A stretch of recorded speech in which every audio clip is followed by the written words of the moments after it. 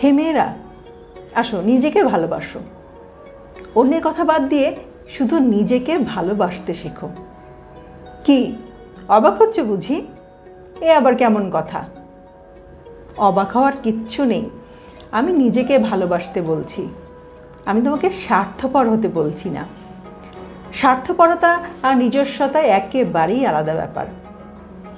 আমরা কম বেশি সবাই নিজেকে ভালোবাসতাম।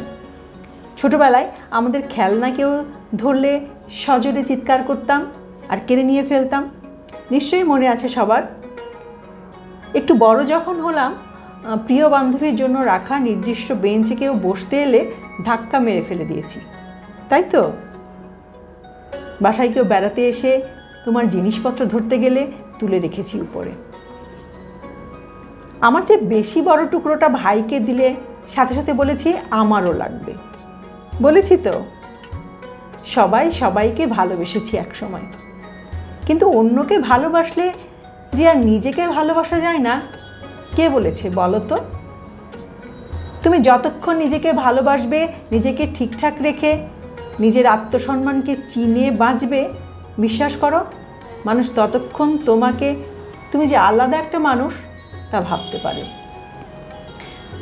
যখন থেকে তুমি অন্যকে ভালোবেসে অন্যের জন্য বাঁচতে শিখবে বা শিখতে বাধ্য হবে, অন্যের মাঝে নিজেকে টুকরো টুকরো ভেঙে তাদের গড়তে দিয়ে নিজেকে বিলিয়ে দিতে দিতে দেখবে একসময় তুমি নিজেই বিলীন হয়ে যাবে। তোমার অস্তিত্ব শুধু তোমার রক্ত মাংসের উপস্থিতি। এটাই সত্যি, এটাই নিয়ম। তুমি স্বামীর জন্য যখন নিজের ক্যারিয়ার ফেলে আসবে, কিছুটা সময় যাওয়ার পরে তার মনেই থাকবে না তুমি চাকরি করার ক্ষমতাধারী ছিলে। যুগ পার হওয়ার পর তুমি নিজেই উচ্চারণ করতে ভুলে যাবে তুমিও আলাদা একটা সত্তা। তখন তোমার সেই স্বামীকেই যখন বলবে তোমার জন্য ছেড়েছিলাম, সে তাচ্ছিল্যের সুরে শুধু হাসবে, যা তোমার বুকের ধারালো ছুরির বিশাল এক কোপ বসাবে নিঃশব্দে। সে মানুষগুলোকে শুধু সম্মান দেখাতে গিয়ে তুমি দিনের পর দিন সহ্য করে যাবে অকথ্য মানসিক যন্ত্রণা, সয়ে যাবে খোটা প্রতিটি লাইনের শেষে। বিশ্বাস করো মেয়ে, এরা কখনোই বলবে না তুমি অনেক ভালো একটা মেয়ে, একটা ভালো মানুষ। সয়ে গেলে বহুকাল, একদমই না, কোনো কালেই না, এমন আশা রাখাও বোকামি। কারণ তারা তোমায় ভালো জানলে তোমায় তো কষ্ট দিত না। তাই মেয়ে অনেক হলো অ্যাডজাস্ট আর কম্প্রোমাইজের মালা জপা। গলায় পড়া কোনো পুতির মালার মতো একটানে ছিঁড়ে ফেলো, উঠে দাঁড়াও, ঝুনঝুন করে ছড়িয়ে পড়ুক, মানিয়ে নাও, গুছিয়ে নাও, আর একটু সয়ে যাও। স্বামীর মান, তোমার মান রক্ষা করো, ঘর সন্তানের মুখ চেয়ে সয়ে যাও। প্রতিটা দমিয়ে রাখার জন্য সৃষ্ট মস্তিষ্কে সেঁটে দেওয়া বাক্য মালায় গেঁথে থাকা প্রতিটা পুতির মতো ছড়িয়ে ছিটিয়ে পড়ুক। পা মারিয়ে বেরিয়ে আসো আসতে থাকা তীব্র আলোর সে দরজার দিকে। দেখবে কি সুন্দর লাল নীল ফুল গড়িয়ে পড়ছে তোমার পায়ে। নিজেকে যখন ভালোবাসবে, তখন তোমায় অন্য কেউ ভালোবাসবে। সন্তান সন্তান করে নিজের যখন সবটা বিলিয়ে নাওয়া খাওয়া ছেড়ে নিজের শখ আহ্লাদগুলোকে ছুটে চলতে থাকা কোনো হাজার পদী পোকার মতো দ্রুত পা চালিয়ে সজোরে পিষে ফেলো, এই বুঝি ছুঁয়ে ফেললো আমায়, তখন কারো কোনো উপকার হয় না, বুঝলে? কারোই না। শুধু ক্ষতিটা হয় তোমার, একান্তই তোমার। তুমি হারিয়ে ফেলো নিজেকে। সে সন্তানের যখন আলাদা একটা সত্তা হবে, তখন কোনো ত্যাগ তার কাছে সত্যিই ম্যাটার করে না। আমরা কয়জন এখন আমাদের মায়েদের গলা টিপে মেরে ফেলার শখগুলো অনুভব করি বলো তো?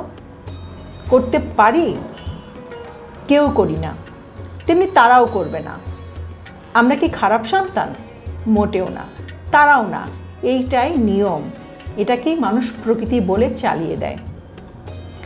নিজের 6 মাসের সন্তানকে যখন নিয়ম করে 4 বেলা যত্ন করে ক্রিম লোশন লাগিয়ে দিচ্ছ, তোমার শরীরে ক্রিম লাগাতে বড়জোর 5 মিনিট লাগবে বলো? 8 মাস যেতে না যেতেই যখন সন্তানের জন্য পুষ্টিকর খাবারের খুঁজে ঘেঁটে ফেলা আদ্যপান্ত ইউটিউব, নিজের স্বাস্থ্যের জন্য মাত্র একটা আইটেম শিখে নিলে কারো কোনো ক্ষতি হবে না। সত্যি বলছি, লাভটা শুধু তোমার হবে।